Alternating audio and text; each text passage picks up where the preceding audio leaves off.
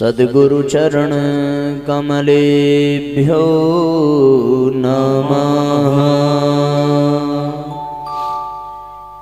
परम पूज्य गुरुदेव एवं स्नेह सलीला परम वंदनीय माता जी के दिव्य संरक्षण में सप्त दिवसीय श्रीमद्भागवत ज्ञान यज्ञ के आज छठवें सत्र में पिंडेश्वर महादेव के इस पवित्र प्रांगण में आज के प्रसंग विशेष पर आवाहित पूजित स्थापित समस्त देव शक्तियों को नमन वंदन करते हुए व्यासपीठ के समक्ष विराजमान सभी आत्मीय बंधुओं के हृदय गुहा में विराजमान जगत के नियंता परमपिता परमेश्वर को सदैन्य प्रणाम करते हुए आइए हम सभी भावपूर्वक आज के सत्र का शुभारंभ करें। श्री गणेश करें।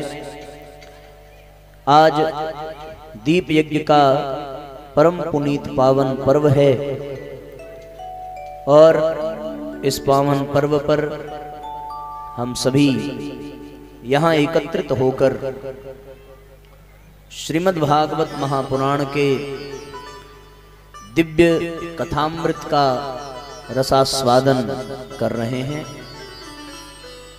बड़ा ही सुंदर संयोग और क्षण है कि होलिका दहन की पूर्व संध्या पर हम सभी यहाँ एकत्रित हैं और श्रीमद् भागवत में बड़े भाव से हम सभी भक्त प्रहलाद की कथा सुनते हैं कि किस प्रकार उनकी अपनी बुआ होलिका की गोद में बिठा करके उनको अग्नि में जलाने का प्रयास आसुरी शक्तियों द्वारा किया गया, परंतु जिसकी रक्षा स्वयं जगदीश करते हैं, जगत का कोई भी प्राणी उसका कुछ भी बिगाड़ नहीं पाता। और शास्त्रों के अनुसार होलिका दहन की परंपरा तभी से हमारे देश में चली आ रही है। साथियों, ये बड़ा महत्वपूर्ण बिंदु है। हमारे यहाँ जितने भी पर्व हैं, जितने भी त्योहार मनाए जाते हैं, उनके पीछे एक बहुत बड़ी प्रेरणा, एक बहुत बड़ा भाव और एक बड़ा गूढ़ संकेत छिपा हुआ रहता है। ऋषियों ने, मुनियों ने इन पर्वों पर, इन त्योहारों पर बड़े सुंदर भाव और बड़े सुंदर उद्देश्य प्रकट किए हैं। यदि हम पूर्ण उद्देश्य के साथ और यथार्थता के साथ इन पर्वों को मनावें तो इन पर्वों से हमारा जीवन संवर सकता है। ये पर्व केवल मनोरंजन के लिए नहीं बनाए गए थे, अपितु इन पर्वों को माध्यम बनाकर हम लोकरंजन का कार्य, जगत को प्रेरित करने का भी कार्य करें। और इन सब पर्वों में बहुत ही महत्वपूर्ण पर्व हमारी भारतीय संस्कृति में होली का मनाया जाता है।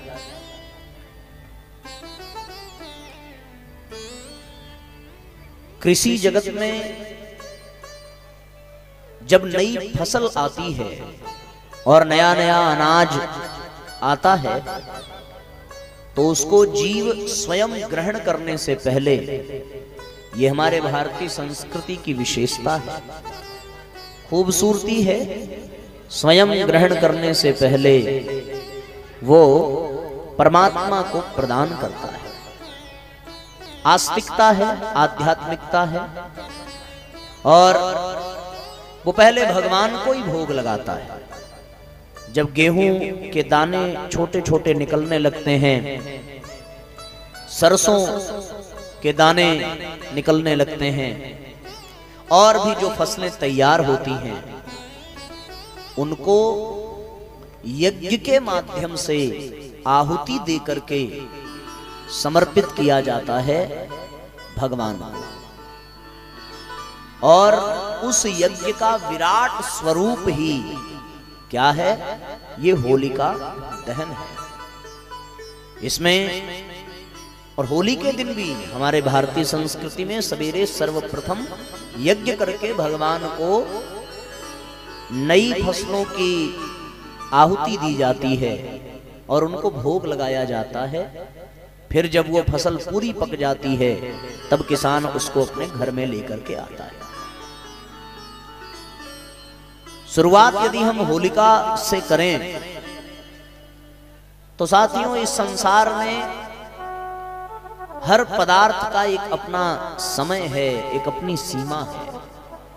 उसके बाद उस समय सीमा को पार करते ही उस पदार्थ का वो महत्व तो नहीं रह जाता जो प्रारंभ में रहता है।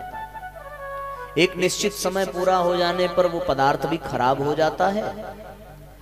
तो हमारे समाज में बहुत सी अनावश्यक चीजें, अनुपयुक्त चीजें, अनुपयोगी पदार्थ बढ़ जाते हैं। ऐसी स्थिति में एक परंपरा हमारी संस्कृति में ये दी गई कि जब होलिका दहन किया जाए तो हमारे समाज में जो अनुपयोगी चीजें हों, जो बेकार हों, जिनकी कोई आवश्यकता न हो, उन सब पदार्थों को होलिका में डाल करके उसको भस्मीभूत कर दिया जाता है। तो इससे एक ये भी निष्कर्ष निकलता है कि अगर अनुपयुक्त चीजें हैं तो उनको एकत्रित भी करना पड़ेगा। उनको एकत्रित करने के लिए स्वच्छता अभियान चलाना पड़ेगा। भाई सफाई करेंगे तभी तो गंदगी और अनावश्यक चीजें उनका ढेर एकत्रित होगा। तो सफाई का प्रावधान केवल दिवाली पर ही नहीं है, बल्कि दिवाली के साथ साथ होली पर भी है।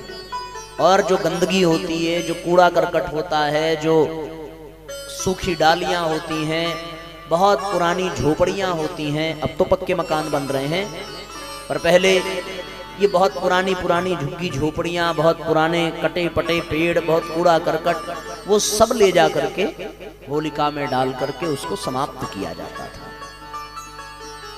ये इसका लौकिक पक्ष है। इसका एक आध्यात्मिक पक्ष भी है साथियों, कि जब होलिका दहन हो तो उसमें केवल बाहर की गंदगी ही नहीं, बल्कि अपने भीतर की गंदगी को भी हमें होलिका में नष्ट करना चाहिए, होलिका दहन करना चाहिए। भीतर की गंदगी, और भीतर की गंदगी क्या है? भीतर की गंदगी से तात्पर्य केवल दुर्गुणों से, दुष्प्रवृत्तियों से ही नहीं है, बल्कि उन कुरीतियों से भी है जो हमारे समाज को गर्त की ओर ले जा रही है। और वो कुरीतियां क्या हो सकती हैं? यदि उस पर विचार किया जाए तो वो कुरीतियां साथियों बहुत सारी हमारे समाज में फैली हुई हैं, जो समाज के लिए कलंक है। उदाहरण के लिए व्यसन करना, नशा, शराब का सेवन, सिगरेट का सेवन, गुटखा खाना, पान सुपारी खाना, सुरती खाना, ये जितने भी मादक पदार्थ हैं, इन मादक पदार्थों के कारण हमारा समाज नित्य निरंतर पतन की ओर जा रहा है। यदि आप आंकड़े उठा करके देखें तो सर्वाधिक सड़क दुर्घटना शराब सेवन के कारण होती है। जीवन का बहुत बड़ा धन का अंश नशे में चला जाता है।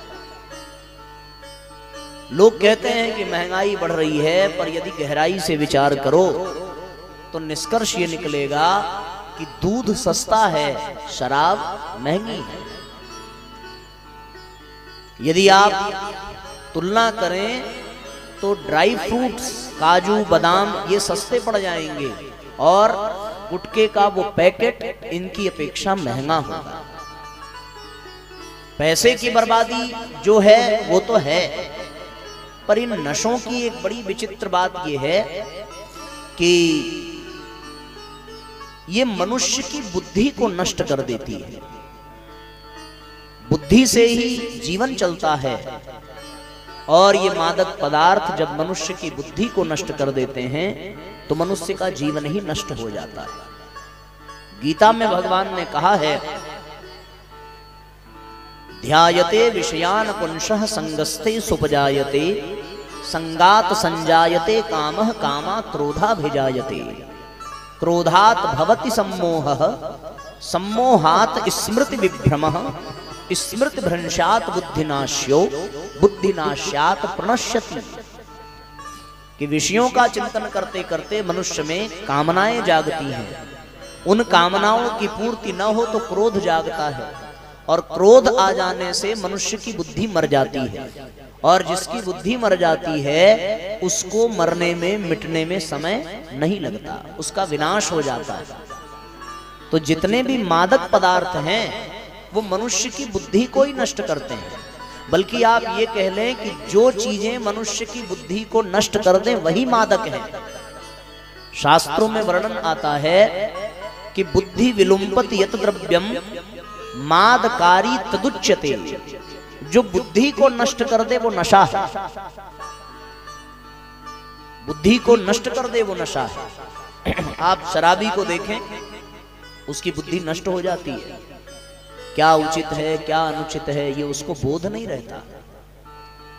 हम पूरा जीवन पैसा कमाने में, स्वास्थ्य को सुरक्षित रखने में ही लगाते हैं और इन नशों को करने से हमारा जीवन स्वास्थ्य की दृष्टि से भी बेकार होता है और धन की दृष्टि से भी बेकार होता है। इसलिए यदि वास्तव में होलिका दहन का मर्म समझना हो तो होलिका दहन में हमें अपने घर में नशा करने वालों के नशे को छुड़ाने का प्रयास करना चाहिए। ये है भीतर की गंदगी। बाहर की गंदगी तो एकत्रित करके हम होलिका में डाल देते हैं, पर भीतर की गंदगी को भी डालना आवश्यक है। और यदि हमारे घरों में ऐसे लोग हों, महिलाएं तो नशा बहुत कम करती हैं, महिलाओं की भी संख्या शहरों में पर्याप्त है, पर आप सभी ग्रामीण क्षेत्र के हैं तो संभवतः न करते हों। पुरुषों की संख्या अधिक है नशा करने वालों में, लेकिन वो पुरुष आपकी ही मुट्ठी में है, इसमें भी कोई दो राय नहीं है। कमा करके भले पुरुष ले आता है, पर घर चलाने का श्रेय केवल और केवल महिलाओं को ही जाता है। तो महिलाएं यदि अपने और अपने परिवार का भविष्य चाहती हैं तो होलिका में एक काम तो करना चाहिए कि उनके घर में नशा करने वाले जो पदार्थ हैं उन पदार्थों को निश्चित रूप से ले जा करके होलिका में डलवाना चाहिए और बच्चों के हाथों डलवाना चाहिए, ताकि बच्चे भी नशा से दूर रहें। एक होलिका दहन का ये माध्यम हो सकता है कि हम अपने समाज में जो नशे के रूप में कुरीतियां फैल रही हैं।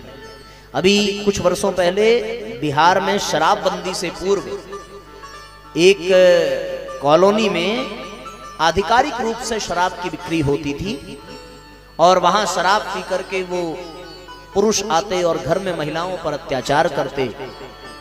उस कॉलोनी की कई महिलाओं ने आपस में एक संगठन बनाया और 25-50 की संख्या में एक साथ निकल पड़ी। किसी ने अपने घर से झाड़ू लिया, किसी ने डंडा लिया, किसी ने बेलना लिया, किसी ने चिमटा लिया, किसी ने चप्पल लिया और वो सब इन घरेलू हथियारों को लेकर के उस शराब की दुकान पे पहुंच गए और उन्होंने शराब बेचने वाले को बड़ी जोर से धमकाया कि यदि ये शराब की दुकान बंद न हुई तो हम तुम्हें पीट पीट करके भगा देंगे। और उन महिलाओं के आक्रोश को देख करके शराब की दुकान के मालिक को शराब का शटर गिराना पड़ा। ये बात पेपर में भी निकली और उनसे प्रेरणा पा करके फिर बहुत सारे शराब की दुकानों को बहुत सारे महिलाओं के संगठनों ने बंद करवाया और उसको बंद करवा करके उन सब ने होलिका दहन में ये संकल्प लिया कि हम अपने क्षेत्र में, अपने गांव में किसी भी व्यक्ति को नशा करने नहीं देंगे। और यदि वास्तव में ये महिलाएं ठान लें तो वो सच में लोगों को नशे से दूर कर सकती हैं, क्योंकि जीव कितना भी भटक ले पर वो लौट करके घर ही आता है। और अगर घर में उसका विरोध हो, संसार का विरोध कोई भी प्राणी झेल जाता है, लेकिन परिवार का विरोध कोई नहीं झेल पाता। अगर घर की बेटियां, घर की बहुएं, घर की माताएं अगर इसका विरोध करना प्रारंभ करें कि यदि तुम नशा करोगे तो हम तुम्हें घर में आने नहीं देंगे और घर में भोजन भी नहीं देंगे, कुछ तो जद्दोजहद करनी पड़ेगी, थोड़ी परेशानी आएगी, थोड़ा त्याग तो करना पड़ेगा, कुछ झमेले मोल लेने पड़ेंगे, लेकिन साथियों एक दिन ऐसा आएगा कि वास्तव में उनको नशा छोड़ने पर विवश होना पड़ेगा। अपने संकल्प बल को मजबूत करके हमें अपने क्षेत्र के, अपने समाज के, अपने गांव के जितनी भी सीमा है और जहां तक हमारी पहुंच है वहां तक नशे को फटकने भी नहीं देना चाहिए।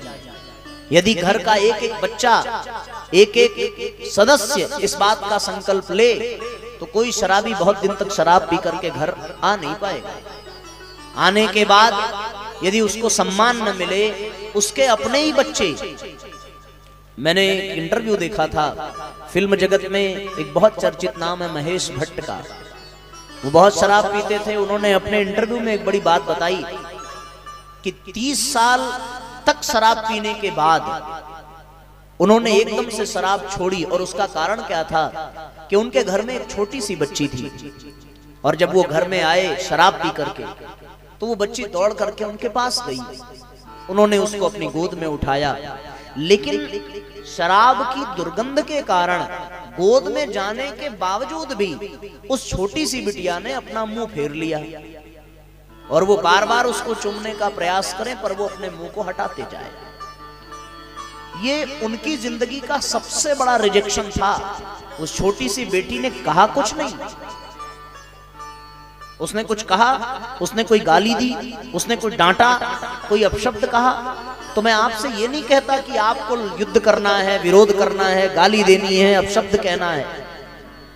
विरोध करने का भाव ये है कि हम सहयोग नहीं करेंगे। यदि आप शराब पी करके आएंगे तो हम आपका भोजन नहीं बनाएंगे, हम आपकी सेवा में जो समय दे रहे हैं नहीं देंगे, आपको जो करना है करिए। उस बिटिया ने उनकी मुंह की ओर देखा नहीं, और ये रिजेक्शन उनको इतना खल गया, इतना खल गया कि उस दिन से उन्होंने शराब छोड़ दिया।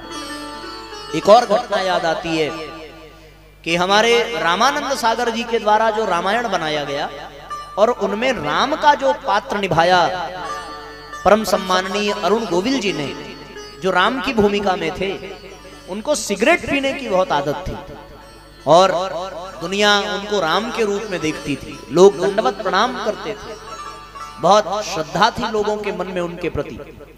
एक कोई दूसरे शहर का व्यक्ति था, और उनको जरा सा मना करो,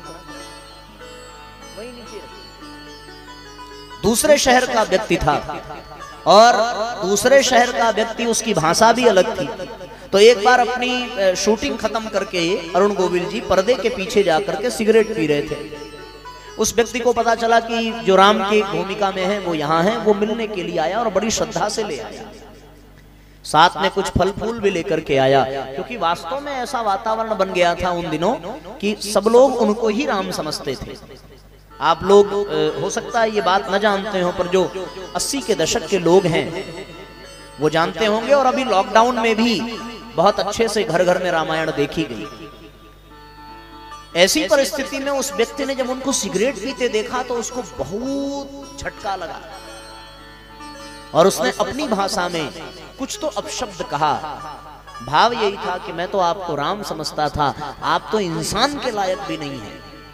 और जब उसने ऐसा एक अपशब्द कहा, जब उसने अपना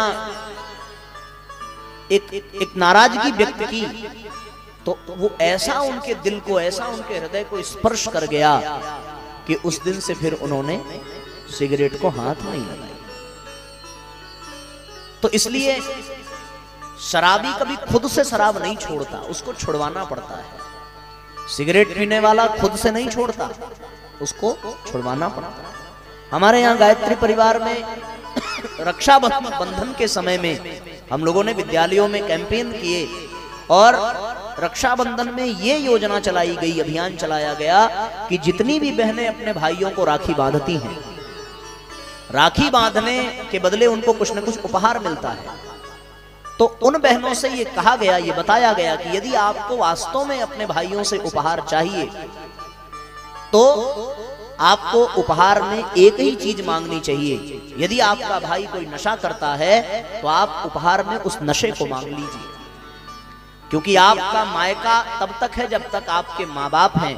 माँ बाप के बाद मायका भाई से ही होता है, और भाई कब सुरक्षित रहेगा? जब वो नशे आदि से दूर रहेगा। इसलिए यदि उपहार लेना ही है तो छोटा मोटा गिफ्ट लेने से कोई विशेष लाभ नहीं है। एक ही उपहार मांगो कि मैं तुम्हें राखी बांध रही हूं, और राखी बांध रही हूं तो मुझे बदले में एक ही वचन चाहिए कि तुम कभी भी सिगरेट, शराब और गुटखे को हाथ नहीं लगाओ। साथियों, ये बहुत बड़ी कुप्रवृत्ति है, बहुत बड़ी कुरीतियां हैं हमारे समाज की। और ये केवल और केवल है क्यों, ये भी तो जरा सोचो। इसलिए है क्योंकि महिलाएं बर्दाश्त कर रही हैं, इसलिए है क्योंकि बेटियां सह रही हैं। अगर वो ठान लें तो ज्यादा से ज्यादा क्या होगा, आप कल्पना करके देखिए। हम लोग डरे रहते हैं अपने घर के बड़े बुजुर्गों से, और वो नशा करके आते हैं तो हम उनका समर्थन करते हैं। प्रहलाद गोद में होलिका लेकर के बैठी, प्रहलाद ने विरोध किया। जितना शक्ति थी प्रहलाद के अंदर, उस शक्ति के अनुसार वो विरोध कर ही नहीं सकते थे, लेकिन उनका मनोबल मजबूत था, संकल्प बल मजबूत था। हिरण्यकश्यप कहता कि तुम मुझे भगवान मानो, पर वो भगवान विष्णु को ही भगवान मानते। होलिका ने कहा कि मैं अग्नि में बैठ करके तुझे जला करके राख कर दूंगी। उस बच्चे ने अपना विरोध ही जताया कि मैं जलने के लिए तैयार हूं, लेकिन मैं आपका समर्थन नहीं करूंगा। जब छोटा सा बच्चा प्रहलाद जलने के लिए तैयार हो जाए तो हम लोग तो समझदार लोग हैं, हम लोग तो बड़े लोग हैं।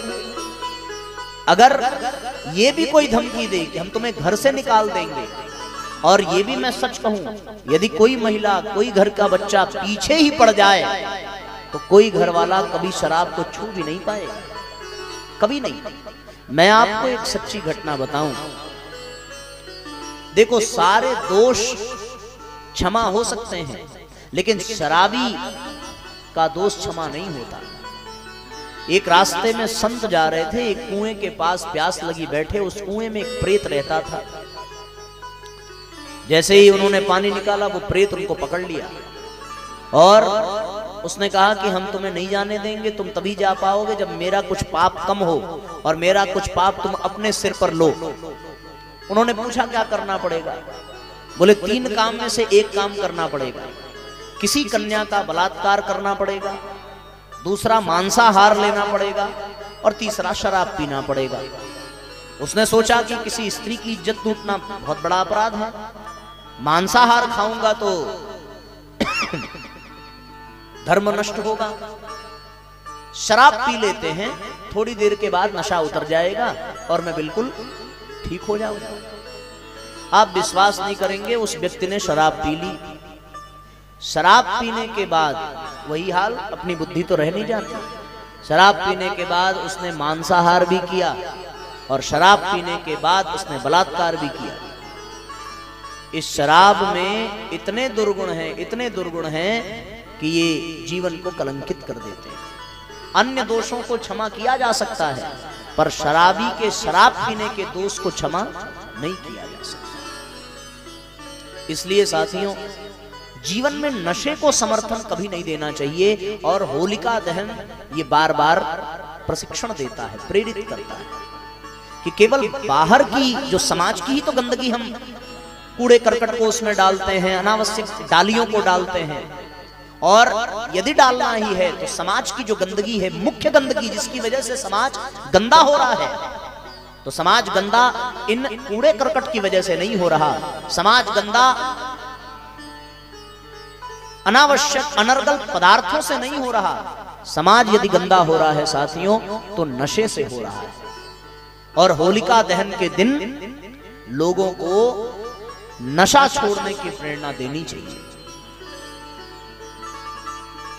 एक महापुरुष हुए जो बाद में चल करके महापुरुष हुए, नाम तो स्मरण नहीं आता। एक बार शराब पी करके नाली में गिरे थे। शराबी अक्सर नाली में गिर जाता है। उनके कुछ मित्रों ने उनको उठाया, उठा करके वो घर पहुंचाया। पत्नी ने देखा शराब के नशे की वजह से बिल्कुल बुद्धि काम नहीं कर रही है और उसके दुष्प्रभाव के कारण उनको होश तक नहीं है। जैसे तैसे घर में लेकर के गई, बिस्तर पे लिटाया, उनके कपड़े बदले, उनके हाथ पांव धोए, उनको नहलाया और फिर सुला दिया। होश में तो थे ही नहीं, बिस्तर पे पड़े सो गए। भोर में लगभग 3:30 बजे उनकी आंख खुली और आंख खुली तो उन्होंने देखा कि उनके पैर के पास उनकी पत्नी जमीन पर बिस्तर से टेक लगा करके सो रही है। फिर सिरहाने देखा तो सारा भोजन थाली में ढक करके वहां पर रखा था। तब तक उनके शराब का नशा उतर चुका था। पत्नी को जगाया, तुम जमीन पे क्यों सो रही हो और ये भोजन यहां क्यों रखा है, तुमने भोजन नहीं किया? उस महिला ने कहा कि हमारे भारतीय संस्कृति में ये परंपरा है कि जब तक पति को भोजन न कराया जाए तब तक पत्नियां भोजन नहीं लेती हैं। तो उस व्यक्ति ने कहा कि मैं तो कभी भोजन नहीं करता, विवाह के 2 वर्ष बीत चुके थे, मैं तो डेली शराब पी करके आता हूं। तो पत्नी ने कहा कि बिल्कुल ठीक, आप कभी भोजन नहीं करते। तो उन्होंने पूछा कि तो तुम भी कभी नहीं करती? उस पत्नी ने तुरंत जवाब दिया कि बिना आपको खिलाए मैं कैसे भोजन कर लेती? तुम 2 साल से रात में भोजन नहीं कर रही हो। उस पत्नी ने कहा कि 2 साल से रात में मैं भोजन नहीं कर रही हूं। बोले 2 साल से तुम इसी तरह रोज बैठ करके रात बिताती हो? पत्नी ने कहा कि ऐसे ही बैठ करके रात बिताती हूं।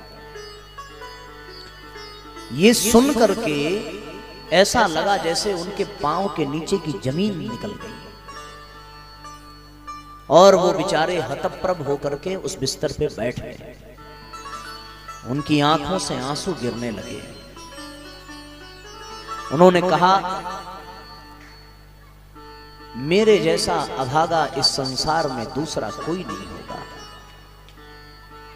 मेरे लिए तुम अपने माँ बाप को छोड़ करके आई, मेरे लिए तुम अपने भाई बहनों को छोड़ करके आई, यहां तक कि तुमने अपना नाम, अपना कुल और अपने गोत्र का भी त्याग कर दिया। इस विश्वास से आई थी कि मैं तुम्हारा ध्यान रखूंगा। ये उम्मीद लेकर के आई थी कि तुम यहां पर बहुत अच्छे से रहोगी, तुम्हें कोई कष्ट नहीं होगा। लेकिन यहां आने के बाद तुमको इतना कष्ट झेलना पड़ा कि तुम प्रतिदिन बिना खाए रात में सोती हो। ये कहते कहते उनका गला रूंध गया और उनके आंख से आंसू गिरने लगे कि तुम्हारा बचपन अपने माँ बाप के आंगन में कितना सुंदर बीता होगा, तुम्हें वहां कोई कष्ट नहीं होगा, कोई परेशानी नहीं रही होगी। लेकिन विवाह के बाद मैंने तुम्हारी जिंदगी को नरक बना दिया। इस नरक से भरी जिंदगी का जिम्मेदार मैं हूं, इसलिए मुझ अभागे व्यक्ति को जीने का कोई अधिकार नहीं है।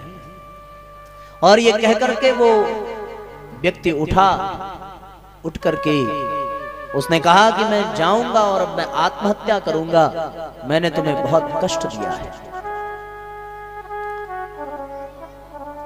तब तक वो भारतीय नारी उठी और उनके पैरों में गिर पड़ी, पैर पकड़ करके कहने लगी कि आप अपने मुख से ऐसे शब्द मत कहिए, मैं जीवन भर बिना रात में खाए बिता सकती हूं, लेकिन आपके इस संसार से चले जाने के बाद विधवा रह करके जीना मुझे स्वीकार नहीं है। मेरी शोभा आपसे है, मेरा सम्मान आपसे है, इसलिए आप ऐसी बातें अपने मुख से न करें। मैंने आपको शराब पीने के लिए कभी मना नहीं किया, कभी रोका नहीं, आपकी मर्जी है, आप पीजिए, मैं इसी तरीके से अपनी तपस्या करती रहूंगी।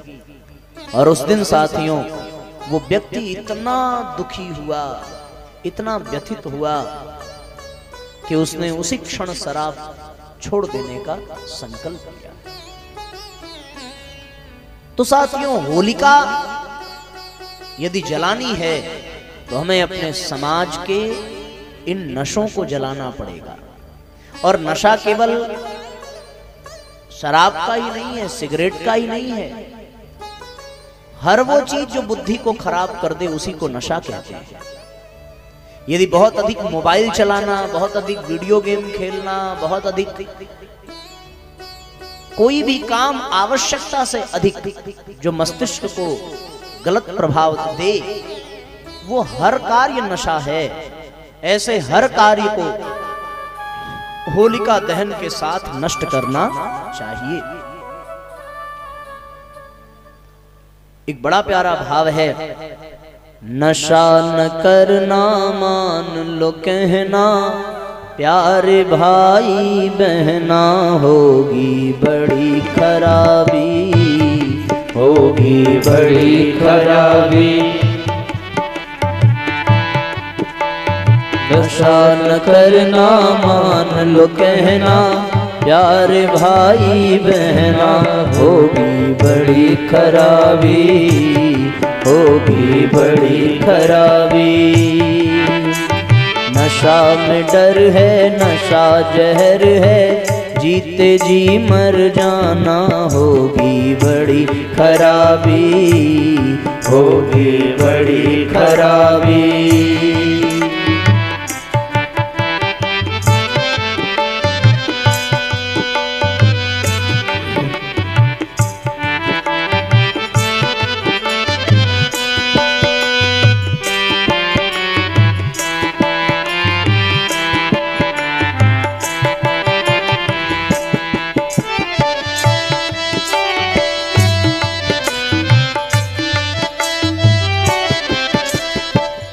दारू न पीना भैया, पागल फिरोगे तुम बाजार में। दारू न पीना भैया, पागल फिरोगे तुम बाजार में। भूखे मरेंगे बच्चे, बीबी रहेगी इंतजार में। भूखे मरेंगे बच्चे, बीबी रहेगी इंतजार में। बिकेगा गहना फिर क्या कहना, दर दर ठोकर खाना होगी बड़ी खराबी, होगी बड़ी खराबी। नशा न करना मान लो कहना, प्यारे भाई बहना होगी बड़ी खराबी, होगी बड़ी खराबी।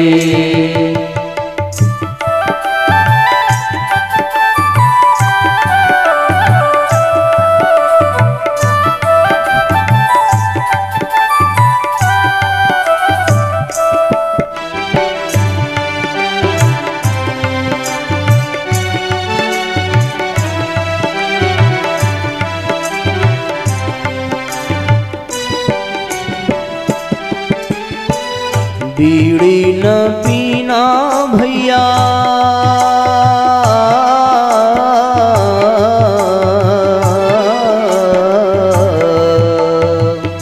बीड़ी न पीना भैया, जलेगा कलेजा बातों बात में।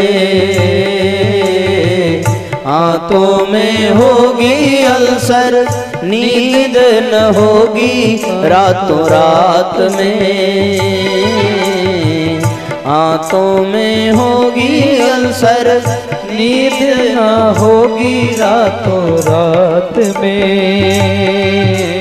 भरी जवानी चौपट होगी, हजम न होगा खाना, होगी बड़ी खराबी, होगी बड़ी खराबी। नशा न करना मान लो कहना, प्यारे भाई बहना, होगी बड़ी खराबी, होगी बड़ी खराबी।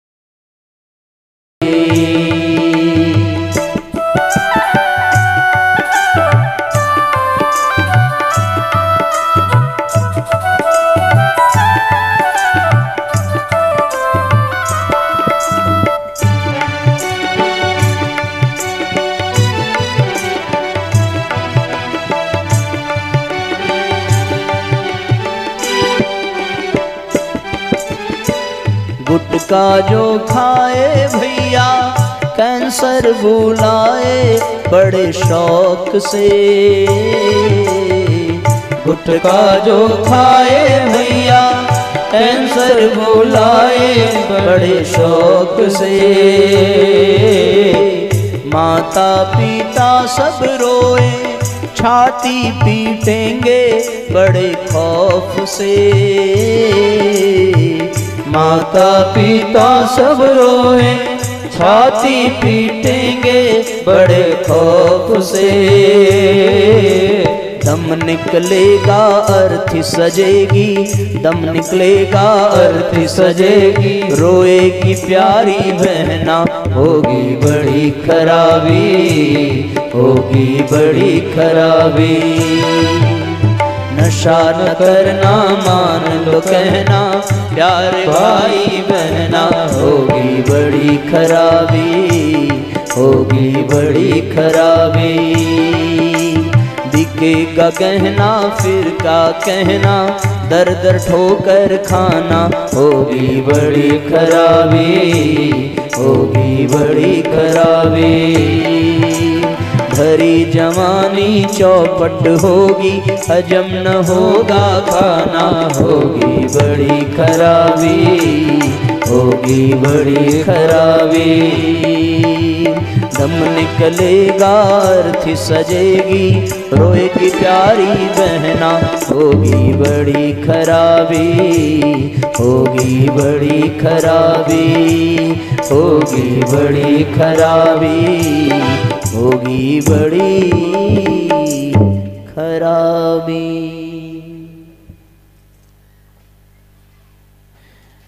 मनुष्य जब नशा करके अपने शरीर को बर्बाद करता है तो वो केवल अपना नुकसान नहीं करता साथी, उससे बहुतों का नुकसान होता है। आप कल्पना करके देखिए, जो स्त्री सब कुछ छोड़ करके आपके यहां विवाह करके आती है और पूरे दिन की प्रतीक्षा के बाद रात में वो आपसे कुछ बातचीत करना चाहती है, और व्यक्ति यदि शराब पी करके आवे तो उसके ऊपर क्या बीतती होगी। आने के बाद गाली देना, मारपीट करना, घर के छोटे छोटे बच्चे जिनको समझ ही नहीं है कि शराब क्या है, वो बाद में अपनी माँ से पूछते हैं कि माँ, पिताजी को क्या हो गया, वो हमारी बात नहीं समझते, वो हमसे बात नहीं करते। एक व्यक्ति जब शराब पीता है तो वो अपने बच्चे का बालपन पी जाता है। एक व्यक्ति जब नशा करता है तो वो अपने पिता का सम्मान पी जाता है।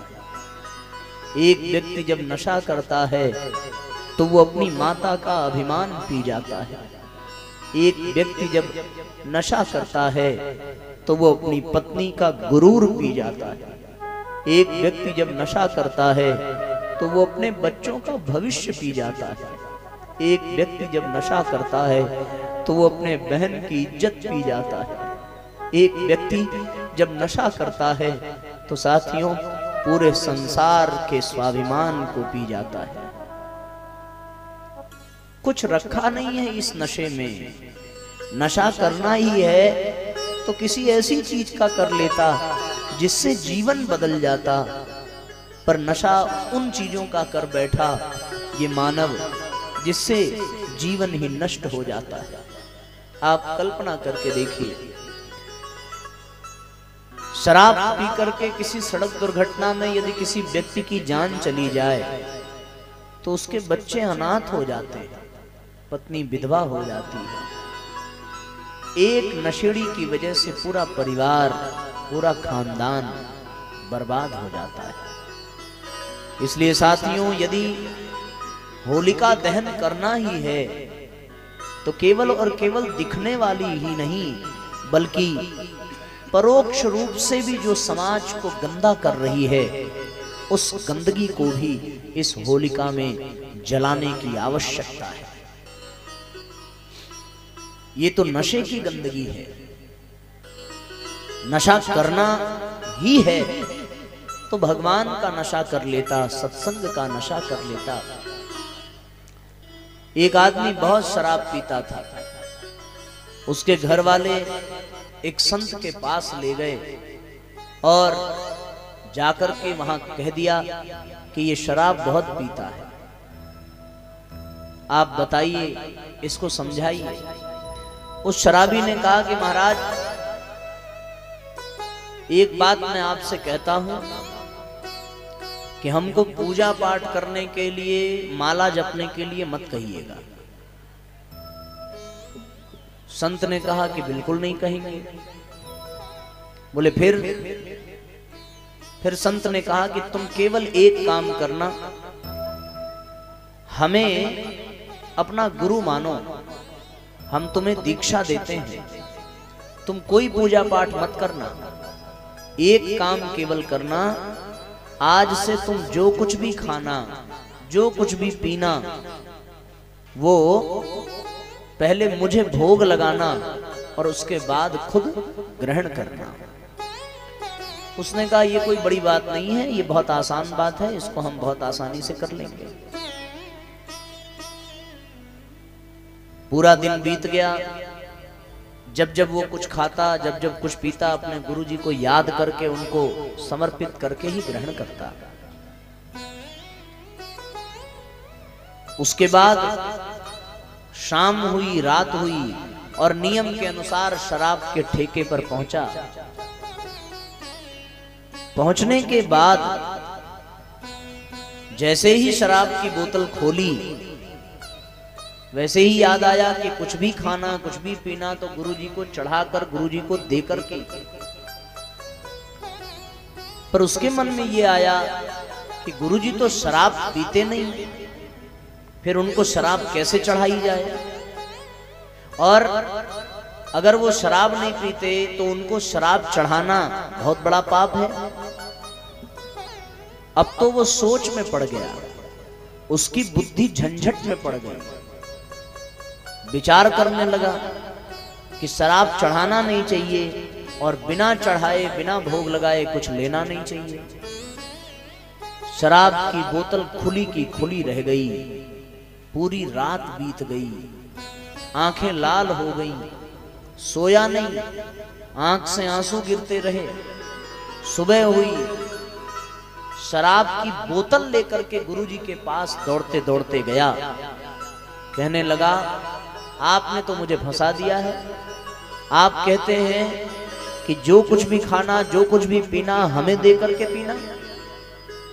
अब आप बताइए, आप शराब पीते नहीं और ये नियम बना दिया आपने कि जो कुछ भी पिलाना खाना हमें देकर, तो हम ये शराब आपको कैसे भोग लगाएं? गुरुजी ने कहा कि बेटा, जब यहां तक आ गया है और यहां तक आने पर तुझे ये बोध हो रहा है कि बिना मुझे दिए कुछ नहीं खाना चाहिए, कुछ नहीं पीना चाहिए, और तुझे ये लगता है कि शराब मैं नहीं ले सकता, तो तू एक काम कर, आज से ये शराब छोड़ दे, ये शराब की बोतल हमें दे दे और हमेशा के लिए दे दे। मैं तुझे अपना प्रिय शिष्य बनाता हूं और यदि तू मुझसे प्रेम करता है तो ये शराब की बोतल। उसके ही हाथ से उसके गुरु ने शराब की बोतल तोड़वा दी और उस दिन से उस व्यक्ति ने शराब को हाथ नहीं लगाया। यदि जीव ठान ले तो वो व्यसन से मुक्त हो सकता है, पर उसको प्रयास करना पड़ेगा, उसको भी करना पड़ेगा, उसके घर वालों को भी करना पड़ेगा, ये असंभव नहीं है। इसलिए होलिका दहन में समाज को गंदगी प्रदान करने वाले इस व्यसन को नष्ट करना चाहिए।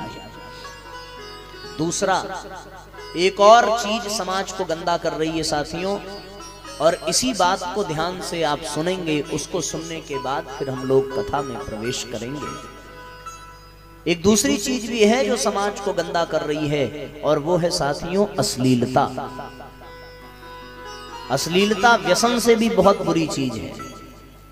अश्लीलता चारित्रिक पतन, नैतिक पतन कर रही है हमारी युवा पीढ़ियों की। नवयुवतियां, नवयुवक फिल्मी सितारों को देख करके, फिल्मी गानों को देख करके, फिल्मी पिक्चरों को देख करके ऐसे बिगड़ रहे हैं, उनमें ऐसे ऐसे वासनात्मक उतार चढ़ाव आ रहे हैं कि वो अपनी जीवनी शक्ति को नष्ट करते जा रहे हैं। इसलिए होलिका दहन में हमारे घर में यदि कोई अश्लील चित्र हो, यदि कोई अश्लील वीडियो हो, यदि कोई अश्लील फोटो हो, यदि कोई अश्लील वाक्य हो, यदि कोई अश्लील मैगजीन हो, उन सब को ले जाकर के होलिका में फूंक देना चाहिए और ये संकल्प लेना चाहिए कि हम अश्लीलता न बढ़ने देंगे और न अपने जीवन में आने देंगे। फिल्मी जगत के लोगों ने पूरे संसार, पूरे देश में जो अश्लीलता परोसी है, उस अश्लीलता की वजह से साथियों पूरा समाज गंदा हो गया है। बहुत गंदगी समाज में बढ़ती जा रही है इन गंदे गानों की वजह से।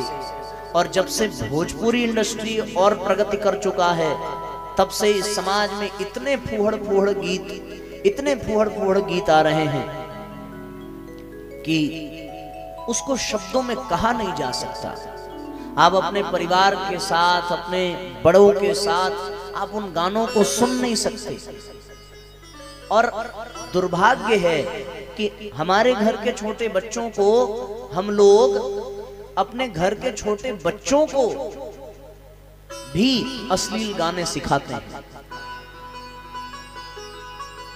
तो एक तो समाज में नशे को बंद करना, सिगरेट, शराब, सुरती, गुटखा।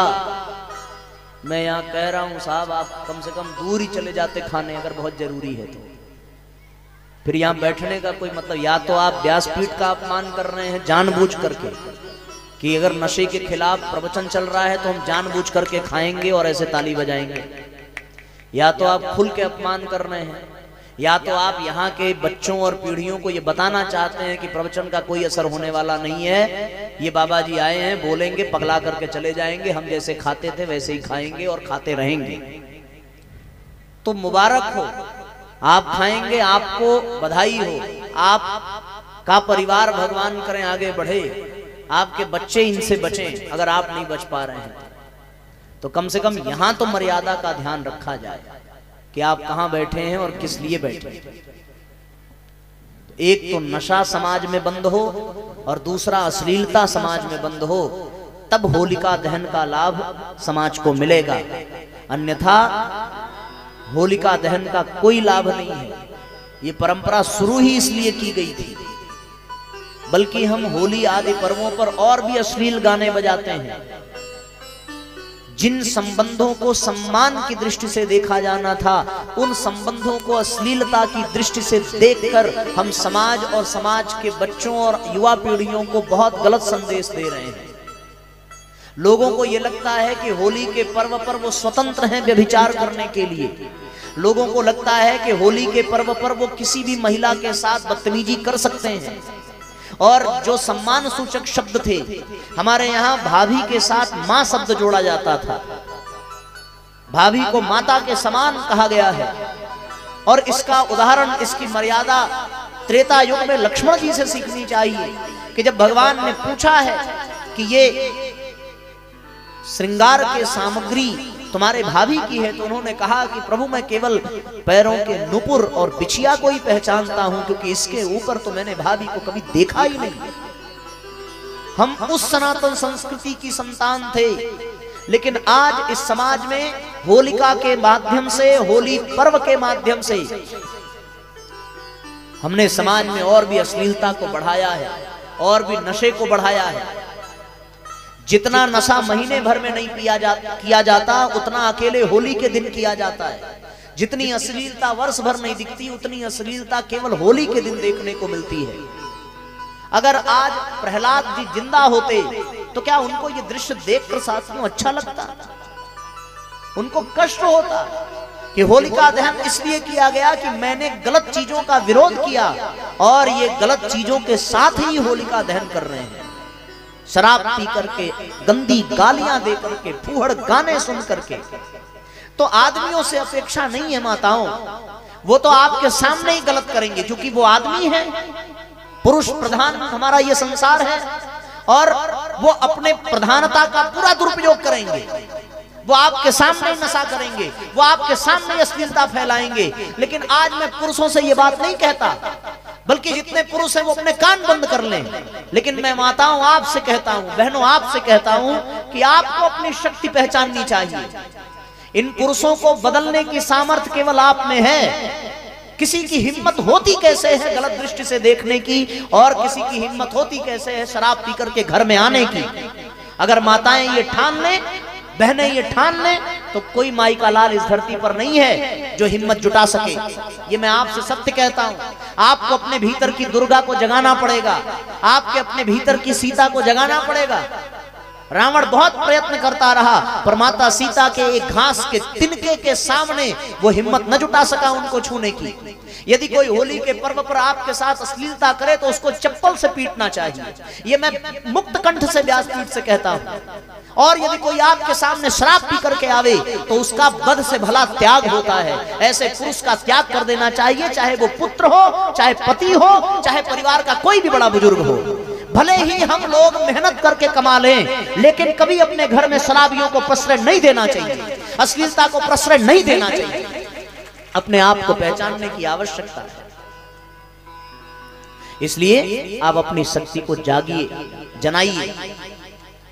करना है जग का सुधार मेरी बहना, करना है जग का सुधार मेरी बहना, गढ़ना है नया संसार। संसार मेरी बहना, गढ़ना है नया संसार। संसार मेरी बहना, करना है जग का सुधार। करना है जग का सुधार मेरी बहना, करना है जग का सुधार मेरी बहना। गढ़ना है नया संसार। संसार मेरी बहना, गढ़ना है नया संसार। संसार मेरी बहना, भोली बनकर भार बनी हो। भोली बनकर भार बनी हो। तेज त्याग कर हीन बनी हो। तेज त्याग कर हीन बनी हो। अपने को लेना निखार। निखार मेरी बहना, अपने को लेना निखार। निखार मेरी बहना, करना है जग का सुधार। विसरी नारी युग निर्माता। विसरी नारी युग निर्माता। वेद शास्त्रों की उद्गाता। वेद शास्त्रों की उद्गाता। अबला कह कर तुम्हें डराया। अबला कह कर तुम्हें डराया। सबला हो तुम जान न पाया। सबला हो तुम जान न पाया। दुर्गा की हो अवतार। अवतार मेरी बहना, दुर्गा की हो अवतार। अवतार मेरी बहना, करना है जग का सुधार। सुधार मेरी बहना, करना है जग का सुधार।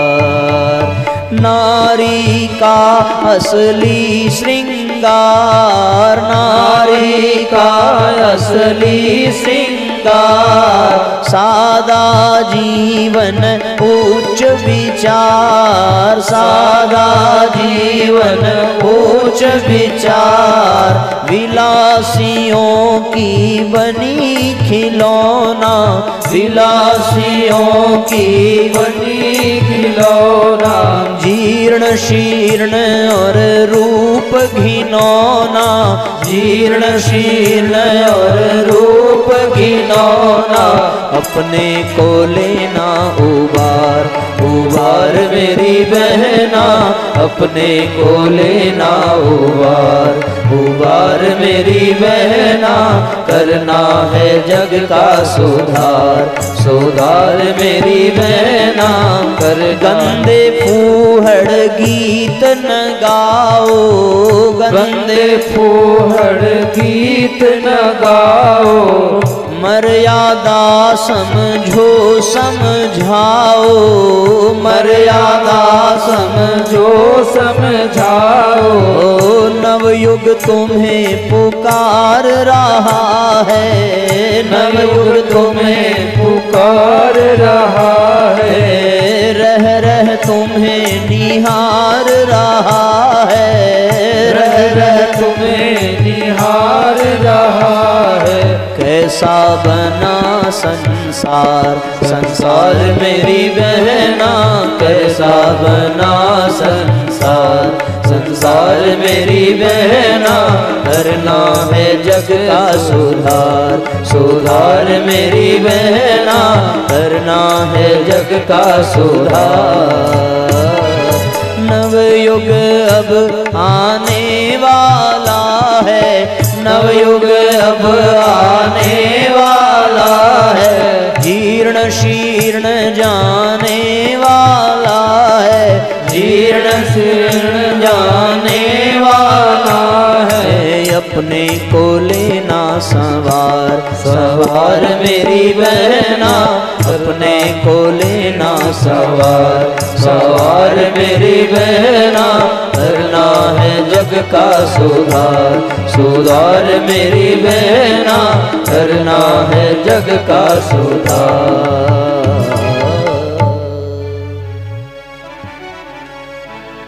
एक बात का माताओं हमेशा ध्यान रखना, यदि संसार में लौकुश जन्म लेकर के आए तो केवल और केवल सीता के कारण, यदि संसार में प्रहलाद आए तो केवल और केवल अपनी माता कयाधु के कारण। माँ बाप बच्चों के हिसाब से नहीं बनते, बच्चों को माँ बाप गढ़ते हैं, और यदि वो संस्कारवान बच्चों को गढ़ें तो साथियों कभी भी किसी भी जगह अश्लीलता नहीं होगी, कहीं भी व्यसन नहीं होगा। हमारे समाज में ये है तो कहीं ना कहीं इसलिए कि माताएं बहनें इनको सहन कर रही हैं। इसलिए हम सबको जागने की आवश्यकता है और जगाने की भी आवश्यकता है। नारियों में यदि सावित्री ठान लेती है तो अपने पति सत्यवान के प्राण यमराज से भी खींच करके ले आती है। यदि माता रत्नावली ठान लेती हैं तो भोग विलासी राम बोला को तुलसीदास बना करके छोड़ती हैं। ये संसार, ये धरती कौशल्या, सीता, सती, सावित्री, अनुसुईया जैसी नारियों के कारण रहा है। शकुंतला ने तपस्या की तब इस राष्ट्र को भरत नाम का राजकुमार मिला। इसलिए साथियों अपने गौरव को, अपनी गरिमा को, नारियों को जानने की आवश्यकता है।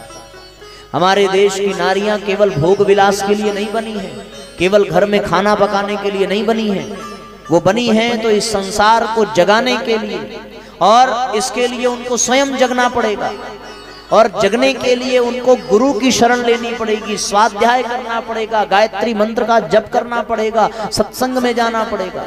हम जाते तो हैं पर उसके मूल को समझ नहीं पाते। इसलिए देवियों जागने की आवश्यकता है। यदि देवियां जाग जाएं तो इस जमाने को बदलने से कोई रोक नहीं सकता। और पूज्य गुरुदेव ने कहा है साथियों कि ये 21वीं सदी नारी सदी है। अब महिलाओं को घरों में काम काज में नहीं फंसे रहना है, बल्कि समाज में निकलना है, और समाज में निकल करके उनको अपनी प्रतिभा का दर्शन कराना है। जहां समाज में कमी हो, कुरीतियां हो, दुष्प्रवृत्तियां हो, वहां इन महिलाओं को विरोध करना चाहिए। और अब तो सरकार, समाज, स्वयं परमात्मा भी स्त्रियों के साथ है। स्त्रियां पहले की तरीके से दबी दुबकी, कमजोर, कुढ़ती जैसी जिंदगी नहीं बिता रही हैं। इसलिए आप सबको भी अपने आत्मसम्मान, अपने स्वाभिमान, अपने आत्मबल को जगाने की आवश्यकता है। देवियां देश की जाग जाएं अगर, युग स्वयं ही बदलता चला जाएगा। देवियां देश की जाग जाएं अगर, देवियां देश की जाग जाएं अगर, युग स्वयं ही बदलता चला जाएगा। देवियां देश की जाग जाएं अगर, देवियां देश की जाग जाएं अगर। दोनों हाथ ऊपर उठा करके एक साथ तालियां बजाइए।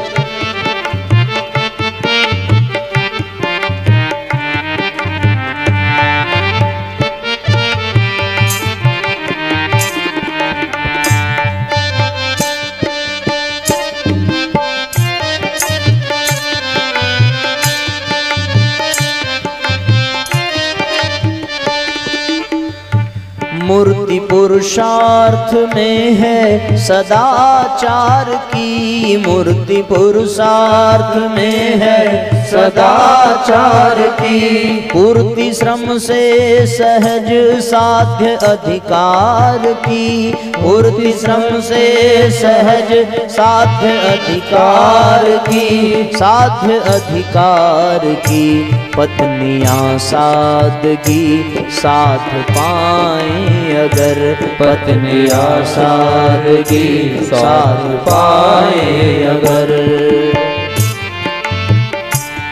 अगर पत्नियां स्वयं सादगी भरा जीवन जिए, फिजूल खर्च बंद करें, तो उनके पतियों पर दबाव कम पड़ेगा। और यदि दबाव कम पड़ेगा तो वो भ्रष्टाचार बेईमानी से धन को नहीं ले आएंगे। इसलिए पत्नियों को पूरा ध्यान देना चाहिए कि उनके पति परमेश्वर धन ला कहां से रहे हैं और उस धन का दुरुपयोग हम करते हैं कि सदुपयोग। पत्नियां सादगी साध पाए अगर पत्नियां सादगी साध पाए अगर पति स्वयं ही बदलता चला जाएगा। देवियां देश की जाग जाए अगर देवियां देश की जाग जाए अगर शक्तियां जागरण गीत गाएं अगर शक्तियां जागरण गीत गाएं अगर हर हृदय ही मचलता चला जाएगा। देवियां देश की जाग जाएं अगर देवियां देश की जाग जाएं अगर। जय हो। भावपूर्वक तालियां बजाइए, गीत के भाव को समझिए और अपने जीवन में धारण करिए। जहां गलत दिखे वहां अपना विरोध, अपनी असहमति और असमर्थन बहुत आवश्यक है समाज को बदलने के लिए।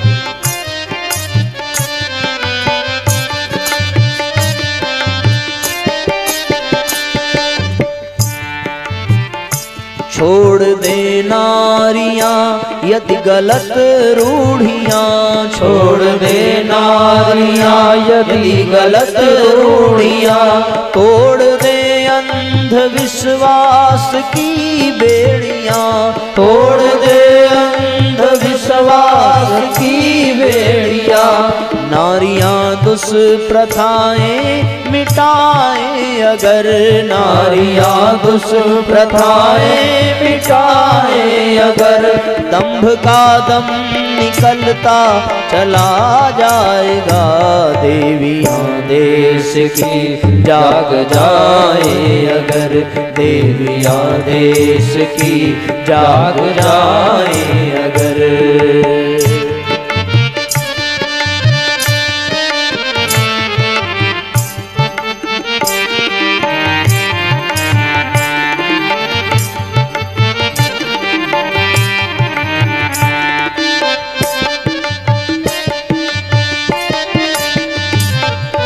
जय हो।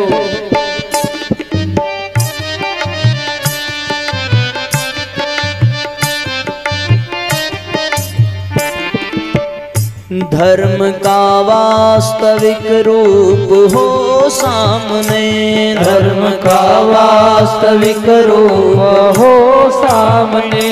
धर्म गिरते हुओं को लगे थामने, धर्म गिरते हुओं को लगे सामने। धर्म गिरते हुओं को लगे थामने। भक्तियां भावना को सजा ले अगर भक्तियां भावना को सजा ले अगर ज्ञान का दीप जलता चला जाएगा। देवियां देश की जाग जाए अगर देवियां देश की जाग जाए अगर।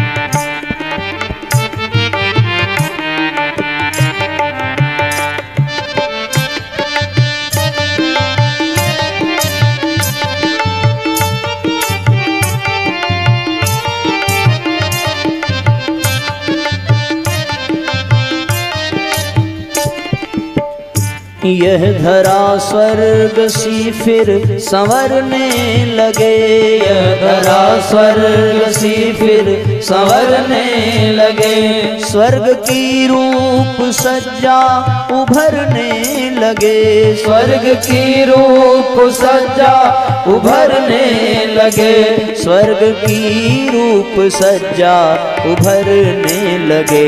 देवियाँ दिव्य चिंतन जगाएं अगर, देवियाँ दिव्य चिंतन जगाएं अगर, हर मनुज देव बनता चला जाएगा, हर मनुज देव बनता चला जाएगा। देवियाँ देश की जाग जाए अगर, देवियाँ देश की जाग जाए अगर, युग स्वयं ही बदलता चला जाएगा। देवियाँ देश की जाग जाए अगर, पत्नियाँ सादगी साध पाए अगर, पत्नियाँ सादगी साध पाए अगर, पति स्वयं ही बदलता चला जाएगा। देवियाँ देश की जाग जाए अगर, देवियाँ देश की जाग जाए अगर, देवियाँ देश की जाग जाए अगर। तो साथियों, हम सब अपने आत्मबल को जगाएं और इस समाज को कैसा बनाना है ये हमारे अपने हाथ में है। रानी लक्ष्मीबाई के तरीके से शौर्य पराक्रम भी दिखाना हो तो दिखाना चाहिए। जीजाबाई के तरीके से शिवाजी का निर्माण करिए। और साथियों, अहिल्याबाई होलकर के तरीके से अपने राष्ट्र की रक्षा करिए। ये तभी हो सकता है जब देवियां जगें। और पूज्य गुरुदेव ने उद्घोष किया है 21वीं सदी नारी सदी, 21वीं सदी नारी सदी होने वाली है। ये कब होगा? जब नारियां अपने स्वाभिमान को पहचाने और जागे। तो साथियों, होली का पर्व एक कि हम अश्लीलता को और व्यसन को होलिका में नष्ट करें। दूसरा, होली का पर्व है एक दूसरे को रंग लगाना। और रंग लगाने का भाव क्या है? भाव इतना ही है कि जब हम एक दूसरे को रंग लगा करके एक दूसरे के रंग में रंग जाएंगे तो फिर वास्तव में केवल और केवल प्रेम ही प्रेम संसार में रह जाएगा। न कोई ऊंच नीच होगा, न कोई भेदभाव होगा, न कोई परहेज होगा, न कोई मनमुटाव होगा, न कोई परेशानी होगी। इसलिए अपने मन के मैल को मिटा करके सारे संसार को एक रंग में रंग देने का पर्व है होली का पर्व। सबको एक रंग में रंग देना। न अमीर गरीब का अंतर रह जाए, न ऊंच नीच का अंतर रह जाए, न काले गोरे का अंतर रह जाए। सब जब एक रंग में रंगे हों। समाज में हमारे इस भेदभाव ने बहुत क्षति पहुंचाई है। यदि ये भेदभाव न होता तो हमारा देश कभी गुलाम भी न होता। इस भेदभाव के नाते गुलाम हुआ, पक्षपात के नाते गुलाम हुआ। तो होली का पर्व समता का पर्व है। समता का संदेश देने वाला ये होली का पर्व है। और समता का संदेश लेकर के हम सबको एक समान समझें, कोई पराया न हो, सारा संसार अपना हो, वसुधैव कुटुंबकम की भावना हो, आत्मवत् सर्वभूतेषु, अपनी ही आत्मा सब में दिखाई पड़े, अपने और पराये का कोई अंतर न हो। एक बड़ी प्यारी कथा याद आती है। एक बार भगवान महावीर वन में तपस्या कर रहे थे।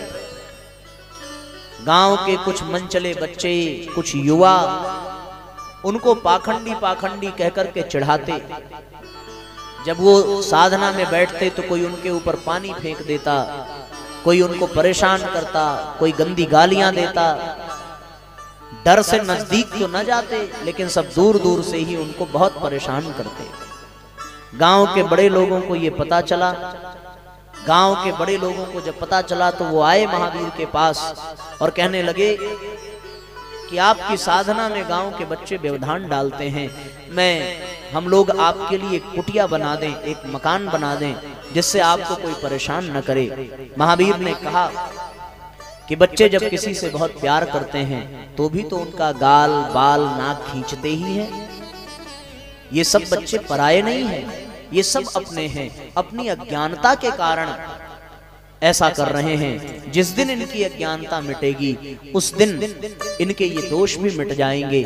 मुझे इन बच्चों से कोई बैर नहीं है। जब ये बच्चे आते हैं तो लगता है ये हमारे अपने ही बच्चे हैं और हमारे साथ खेल कर रहे हैं। आप अपने धन से हमारे लिए मकान बनाने की बजाय इस संसार के लिए और भी कुछ करिए। ये जब बच्चों ने सुना तो सब माफी मांगते हुए महावीर के सामने नतमस्तक हुए और फिर उन्होंने उनकी साधना में सहयोग किया। ये अपनापन था जो शत्रुओं को भी अपना बना लेता है। ऐसी अपनत्व की भावना विकसित करना। ध्यान रहे, इस वर्ष में यदि किसी से मनमुटाव हुआ हो, किसी से गाली गलौच हुआ हो, किसी से मारपीट हुई हो, तो आप आज की कथा के बाद जाना और सबसे पहले उन्हीं से बात करना। पास में हो तो पास में जा करके, फोन पे हो तो फोन पे बात करके कि भैया पिछली बार चलो, अगर आपने ये लगता है कि आपकी गलती नहीं है तो मैं ही अपनी गलती मान लेती हूँ और अब की बार होली है, होली में सारे पाप मिटाकर, सारे भेदभाव, सारे मनमुटाव मिटा करके, मन के सारे मैल को धो करके एक रंग में रंग जाने की आवश्यकता है। भगवान कृष्ण की हम कथा सुन रहे हैं और भगवान कृष्ण ग्वाल बालों के साथ ऐसे रंग जाते हैं कि उन ग्वाल बालों के जैसे ही दिखने लगते हैं। भगवान होते हुए भी भगवान ग्वाले ही लगते हैं। उनका जूठन खाना, इसीलिए तो ब्रह्मा जी को भ्रम हुआ। कल हम लोगों ने कथा में सुना था, भगवान ऐसे रंग जाते हैं। सबको एक समान दृष्टि से देखना, सबको प्रेम की दृष्टि से देखना, यही तो होली का संदेश है कि अब तक जो हो चुका, जो होली, उसको भूल जाओ। अब हम सब लोगों को नई जिंदगी प्रारंभ करनी है। सारे समाज को एक सूत्र में बांधकर एक संगठन के साथ चलने की आवश्यकता है। और साथियों, ये संगठन तब होगा जब हम होली के पर्व को गहराई से समझ पाएंगे। देखो, यदि कोई एक फूल तोड़कर भगवान को चढ़ावे तो वो एक फूल भगवान के चरणों में ही चढ़ता है, लेकिन यदि कई सारे फूलों को एक ही में गूंथ दिया जाए तो वो फूल भगवान के चरण में नहीं बल्कि भगवान के गले का हार बन जाता है। संगठन में बहुत शक्ति होती है साथियों। संगठित होकर के रहना ये होली का पर्व है। सब एक रंग में रंगे हो, सब में संगठन हो और संगठन की भावना। संघो शक्ति कलियुगे, कलियुग की सबसे बड़ी शक्ति क्या है? संघ शक्ति है। इसीलिए भगवान बुद्ध ने कहा, बुद्धम शरणम गच्छामि, धम्मम शरणम गच्छामि और संघम शरणम गच्छामि। संघ की शरण में जाओ। संघ यानी संगठन। दूसरों और संगठन टूटता कब है? संगठन दो चीजों की वजह से टूटता है। जब हम दूसरों में कमियां देखने लगते हैं और अपनी प्रामाणिकता खो देते हैं, तब कोई संगठन टूटता है। इसलिए साथियों, हमें संगठित होकर के रहने की आवश्यकता है। यदि हम संगठित होकर के रहेंगे तो आप यकीन मानिए हमारा कोई कुछ भी बिगाड़ नहीं सकता। 5 उंगलियां हैं। एक दिन की मैं आपको बात बताऊं, सवेरे हम सो करके उठे और ये 5 उंगली आपस में बड़ी जोर से झगड़ा करने लगी, जोर जोर से चिल्लाने लगी। और हमने पूछा, भाई तुम क्यों झगड़ा करती हो? बीच वाली उंगली ने कहा कि मैं सबसे बड़ी हूं। ये चारों मानती नहीं है कि मैं सबसे बड़ी हूं। पहली वाली उंगली ने कहा कि मैं बड़ा हूं, बीच वाली से भी ज्यादा मेरी महत्ता है। पूछा गया, भैया क्यों? उसने कहा, इसलिए क्योंकि इसी उंगली में भगवान कृष्ण हमें सुदर्शन धारण करते हैं, तो मेरी महिमा ज्यादा है। हमने कहा, बात तो सही है भाई। इतने में अंगूठा भी खड़ा हो गया, बोला कि अंगूठा मैं हूं और मेरी शक्ति ज्यादा है।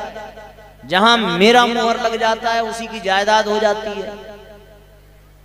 और तो और जब झगड़ा शांत होने को होता है तो अंगूठा दिखा दिखा करके जब लोग लड़ते हैं तो झगड़ा बढ़ता ही जाता है। इसलिए मैं ज्यादा बड़ा।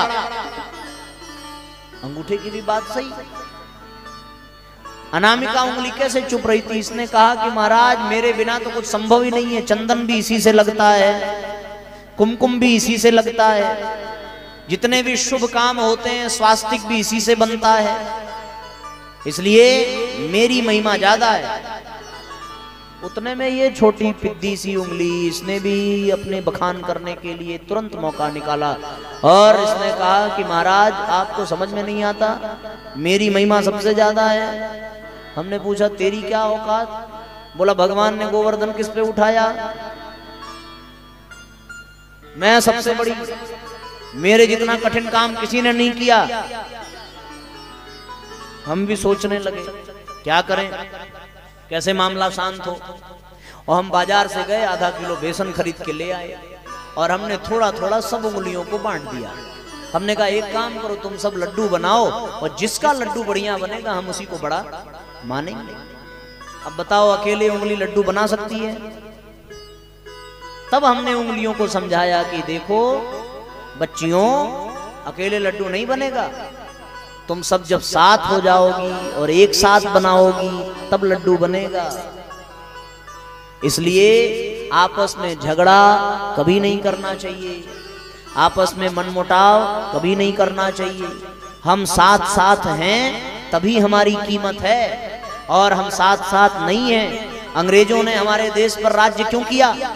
हिंदू और मुस्लिम दंगे करा करा करके, हिंदू और मुसलमान को तोड़ तोड़ करके फूट डालो और राज्य करो, शासन करो, इस नीति पर वो सफल हुए।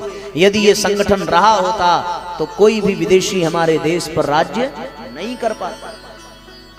तो समता का संदेश, दिव्यता का संदेश लेकर के ये होली पर्व आता है साथियों। इसलिए हम सबको संगठित होकर के रहने की आवश्यकता है। यदि हम संगठित रहें तभी हमें मुख्य रूप से होली पर्व मनाने का सौभाग्य मिलेगा। समता का शंख बजाता यह होली पर्व है आया, मन के दुर्भाव हटा लो, यह मर्म सुनाता आया। समता का शंख बजाता यह होली पर्व है आया, समता का शंख बजाता यह होली पर्व है आया, मन के दुर्भाव हटा लो, यह मर्म सुनाता आया, मन के दुर्भाव हटा लो, यह मर्म सुनाता आया।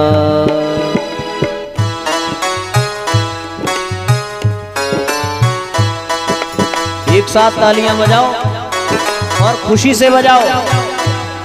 क्यों बजाओ? क्योंकि होली है। जोरदार तालियां बजाइए और होली की प्रेरणा को जीवन में धारण करें।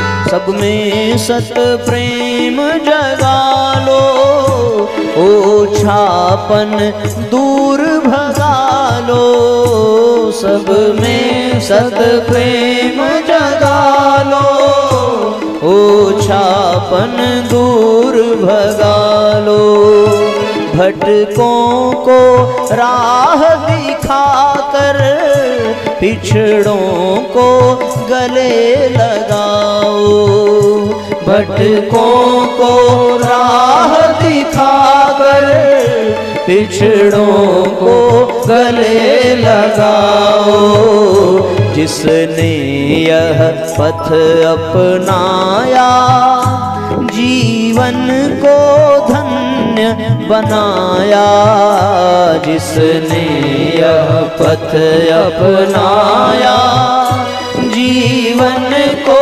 धन्य धन्य बनाया, मन के दुर्भाव हटा लो, यह मर्म सनाता आया। मन के दुर्भाव हटा लो, यह मर्म सुनाता आया। दोनों हाथ ऊपर उठा करके एक साथ तालियां बजाइए।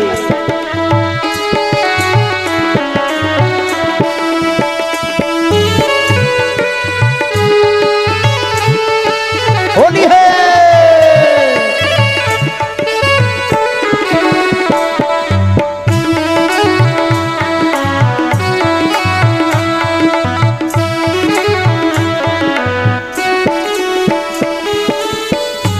प्रहलाद हमें बनना है, विपदा से क्यों डरना है। प्रहलाद हमें बनना है, विपदा से क्यों डरना है। तूफानी बाधाओं से दिग्भ्रमित नहीं होना है। तूफानी बाधाओं से दिग्भ्रमित नहीं होना है। फूलों की सुविधा तज कर कांटों में मार्ग बनाया। फूलों की सुविधा तज कर कांटों में मार्ग बनाया। मन का दुर्भाव हटा लो, यह मर्म सुनाता आया। मन का दुर्भाव हटा लो, यह मर्म सुनाता आया। जय हो।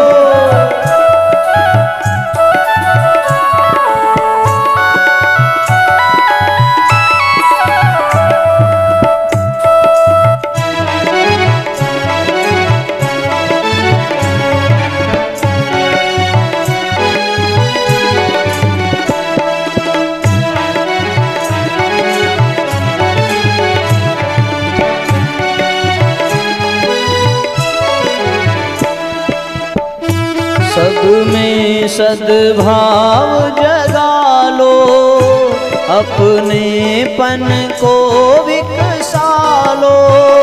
सब में सद्भाव जगा लो, अपनेपन को विकसा लो।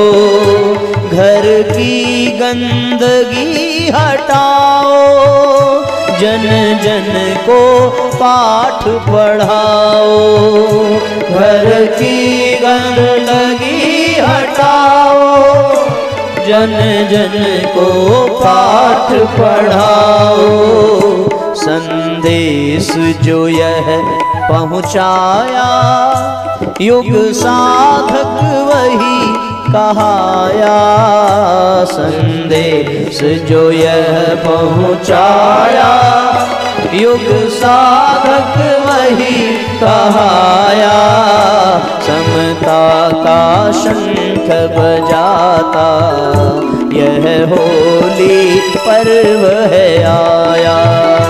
समता का शंख बजाया, यह होली पर्व है आया।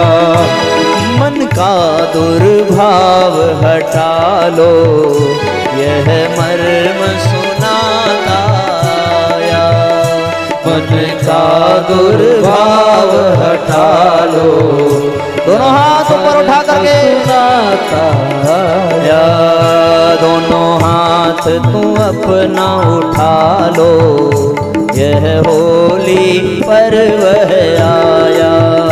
दोनों हाथ को अपना उठा लो और ऊपर एक साथ। होली पर्व है आया। खुल कर ताली तो बजा लो, यह होली पर्व है आया। खुल कर ताली तो बजा लो, यह यह होली पर्व आया। मन का दुर्भाव हटा लो, यह मर्म सुनाता आया। मन का दुर्भाव हटा लो, यह होली पर्व आया। जिसने यह पथ अपनाया, जीवन को धन्य बनाया। जिसने यह पथ अपनाया, जीवन को धन्य बनाया। यह होली पर्व है आया, यह होली पर्व है आया।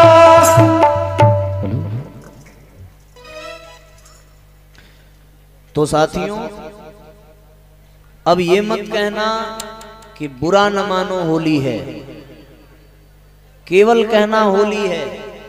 ऐसा काम ही करने की क्या जरूरत कि कहना पड़े बुरा न मानो। ये तो गजब की बात हो गई। ये काम भी किया, जब ये कहना है तो भगवान करे भाई इसको कहना ही ना पड़े। तो हम लोग मनुष्यों के तरीके से होली खेलें, रंग लगाओ, अच्छी बात है, लेकिन इस बात की भी सावधानी हो कि वो रंग कहीं हमारे शरीर के लिए अहितकर ना हो। लगाना है माथे पे लगाओ, सिर पे लगाओ, गाल पे लगाओ, शरीर पे लगाओ, लेकिन मर्यादा के साथ लगाइए और सज्जनता के साथ लगाइए।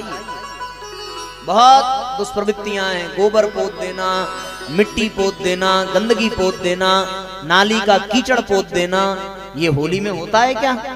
उसके बाद कपड़े फाड़ देना और फिर ये कहो कि बुरा न मानो होली है, ये क्या मतलब हुआ? इसलिए जो लोग ऐसा करते होंगे वो करें, क्योंकि वो कथा में नहीं आए, आप तो कथा में आए। तो अब आपको ये वचन देना पड़ेगा कि हम लोग होली में गंदी गाली, हाथ उठाओ ऐसे और ऊपर करो, और जैसे जैसे हम बोलेंगे वैसे वैसे आपको जवाब देना पड़ेगा।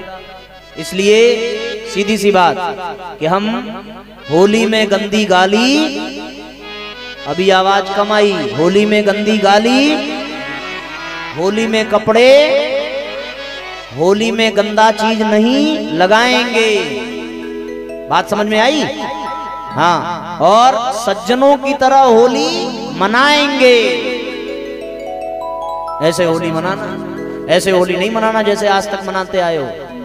ठीक, कपड़े नहीं फाड़ना, अच्छे से रंग लगाना और टीका लगाओ खूब बढ़िया से, खूब आनंद लो। आप सबको होली की बहुत बहुत शुभकामना, बहुत बहुत बधाई।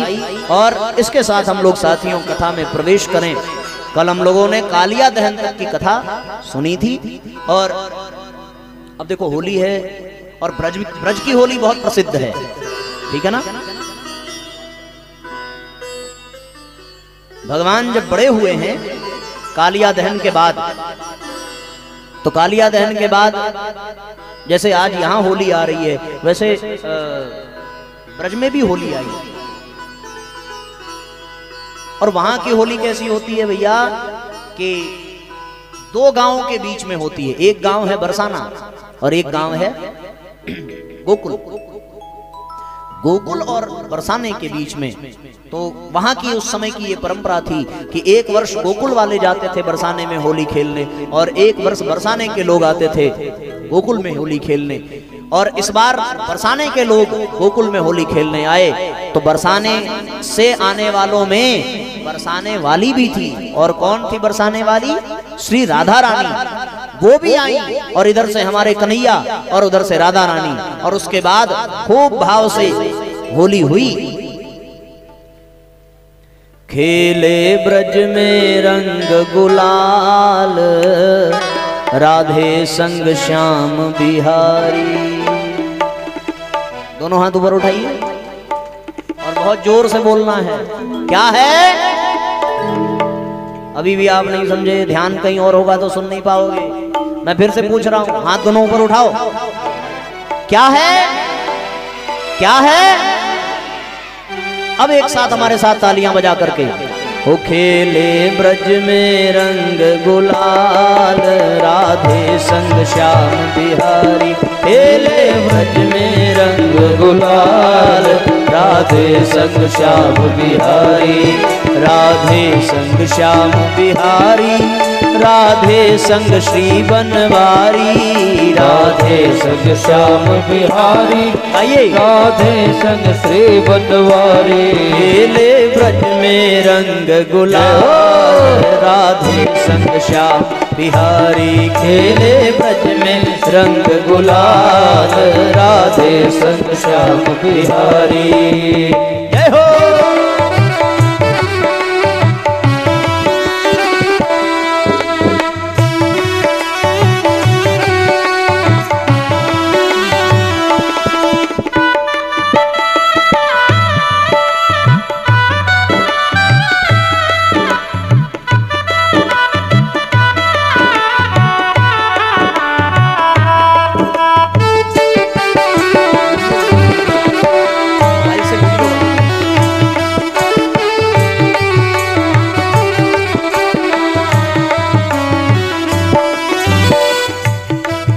मेरी राधा छुप छुप जावे, जद कान्हो रंग लगावे, मेरी राधा छुप छुप जावे, जद कान्हो रंग लगावे, मेरी राधा छुप छुप जावे, जद कान्हो रंग लगावे, मेरी राधा छुप छुप जावे, जद कान्हो रंग लगावे, करती ब्रज में आज धमाल, राधा श्याम बिहारी, करती ब्रज में आज धमाल, राधे संग श्याम बिहारी, खेले ब्रज में रंग गुलाल, राधे संग श्याम बिहारी, खेले ब्रज में रंग गुलाल, राधे संग श्याम बिहारी। जय हो।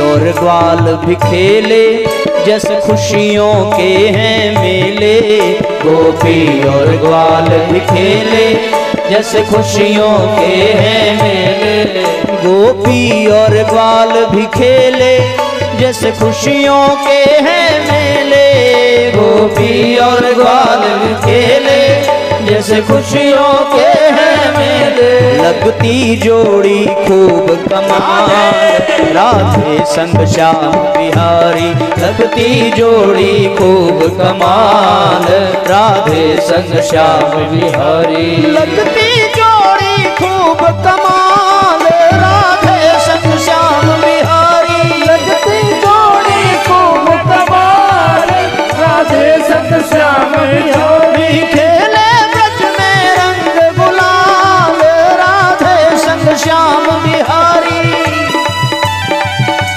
गुलाल, राधे संग श्याम बिहारी।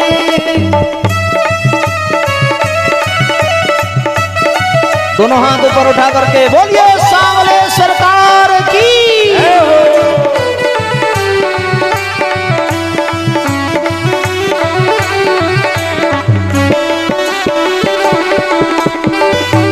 बोलिए राधा रानी सरकार की।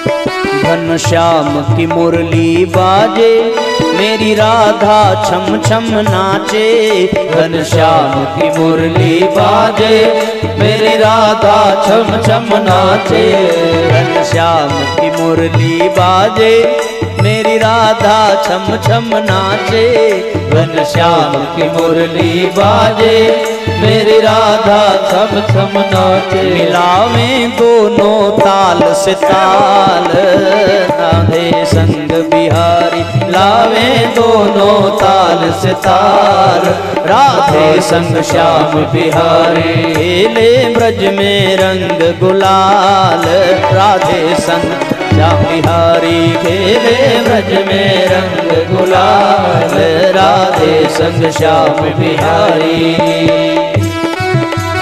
होली है।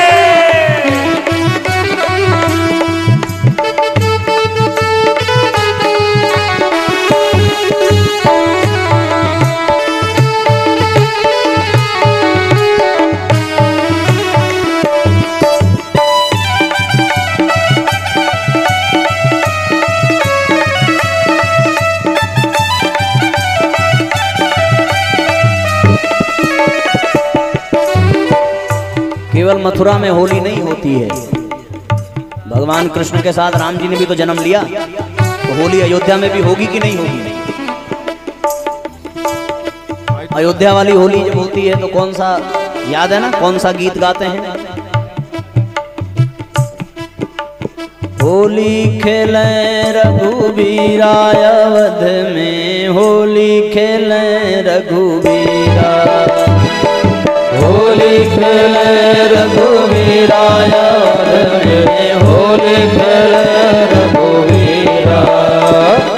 रामा के हाथे कनक पिचकारी, रामा के हाथे कनक पिचकारी, रामा के हाथे कनक पिचकारी, रामा के हाथे कनक पिचकारी।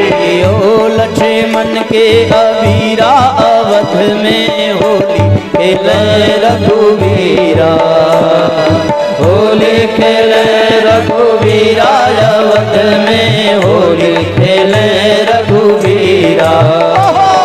होली खेले रघुवीरा अवध में, होली खेले रघुवीरा। दोनों का प्रेम अनूठा, बाकी सारा जग झूठा, दोनों का प्रेम अनूठा, बाकी सारा जग झूठा। उड़ावे प्रेम को रंग गुलाल, राधा श्याम बिहारी। उड़ावे दोनों प्रेम गुलाल, राधा संग श्याम बिहारी। खेले ब्रज में रंग गुलाल, राधा संग श्याम बिहारी। खेले ब्रज में रंग गुलाल, राधा संग श्याम बिहारी।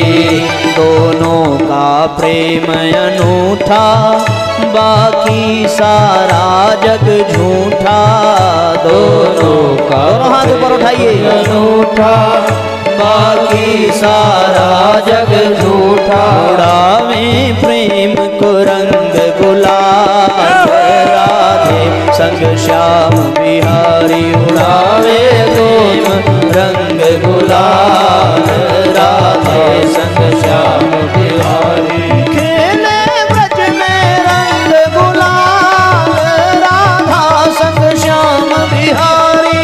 खेले ब्रज में रंग गुलाल, राधा संग श्याम बिहारी। अब श्याम भरोसे जीवन, राधे को सब कुछ अर्पण।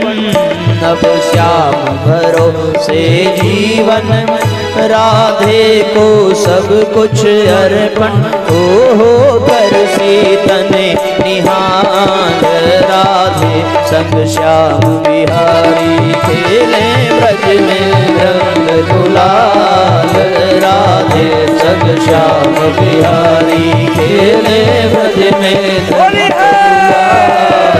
राधे संग श्याम बिहारी। खेले ब्रज में रंग गुलाल, राधे संग श्याम बिहारी। बोलिए युगल सरकार की।